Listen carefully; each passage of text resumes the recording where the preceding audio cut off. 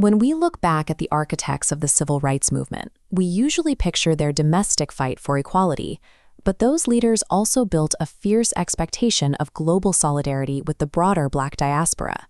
In fact, organizations like the Congressional Black Caucus were founded with a specific international mandate, pledging to advocate for Africans worldwide and resist colonial overreach. But the historical record reveals a stark contradiction. Over the last 30 years, the United States has waged a quiet, ongoing campaign of economic and military coercion against majority Black nations. This map highlights a staggering geopolitical footprint. 48 nations across the African continent and 13 in the Caribbean have been subjected to U.S. sanctions, military interventions, or coercive diplomacy. And this deeply impacts the Caribbean diaspora. Nations like Haiti and Jamaica have faced the blunt force of U.S. policy, from blockades to military occupations. The legislative record shows these policies have support far beyond traditional conservative circles. Some of the most revered progressive allies and iconic Black lawmakers in modern American history routinely voted to authorize these exact acts of coercion. There is a fatal gap between electing politicians who look like they represent global Black sovereignty and politicians who actually pass policies to protect it. To understand the damage, we have to look at what happens when these policies actually land on foreign soil. Unilateral sanctions rarely punish corrupt leaders. Instead, they strip away the economic tools needed for independent development, effectively trapping the working class in a cycle of poverty. Take Zimbabwe. U.S. sanctions directly worsened the country's currency instability and drove massive unemployment.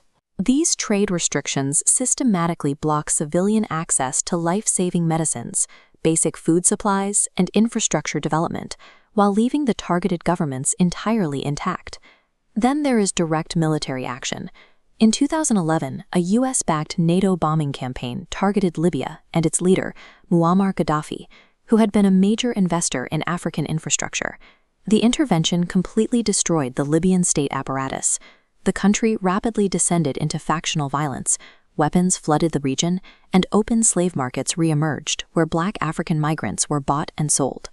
Whether a policy is packaged as humanitarian aid or democracy building, a superpower imposing unilateral force on smaller nations simply reproduces the hierarchy of empire. We have to ask who actually provided the legal authority and the funding to make these disasters happen. This table documents the roll call votes between 2001 and 2006 for the Zimbabwe Democracy Act and the Sudan Peace Act. Look closely at the yes votes. You will see legendary civil rights figures, individuals theoretically dedicated to global Black liberation, voting to starve African economies. This voting pattern is a systemic issue across the entire Capitol, reaching straight into the Senate. Prominent progressive leaders, including Barack Obama and Kamala Harris, authorized these actions, either supporting sanctions on Sudan or backing the devastating military intervention in Libya. And Republicans are fully lockstep. Lawmakers like Senator Tim Scott have consistently voted to authorize various Africa-related sanctions legislation. Claiming these votes are for human rights ignores the civilian toll. Aligning with an external military power to squeeze a majority Black nation is a direct betrayal of the global Black diaspora. The Africa First political movement has proposed a concrete solution to this 30-year voting record. They are demanding a complete divorce from traditional two-party loyalty. To prove their strict nonpartisan focus, the movement points to an uncomfortable reality regarding the Trump administration. While entirely rejecting his domestic policies, they note that Donald Trump did not launch new military interventions in Africa, and his administration actually began the process of removing sanctions on Sudan. This scorecard outlines their strategy for the 2026 elections. They are tracking every incumbent who voted for sanctions against challengers who have pledged to repeal them.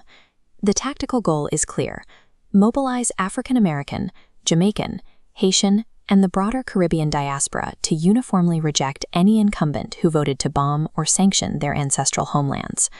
True Pan-African solidarity requires an end to all unilateral sanctions. And it requires voters willing to fire any politician who chooses empire over equality.